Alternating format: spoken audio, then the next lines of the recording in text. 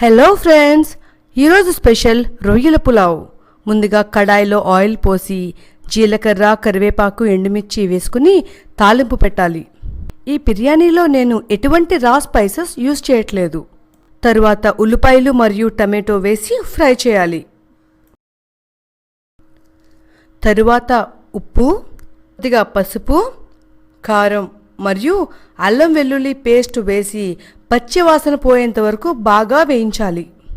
ముందుగానే 50% ఉడకబెట్టుకున్న రొయ్యలను వేసి కొద్దిగా ఫ్రై చేయాలి.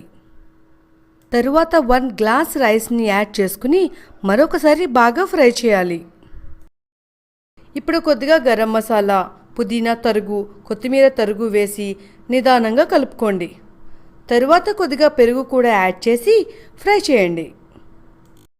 1 గ్లాస్ రైస్ తీసుకున్నాం కాబట్టి 2 గ్లాసుల వాటర్ పోసి మరొకసారి బాగా కలుపుకుని మూత పెట్టాలి.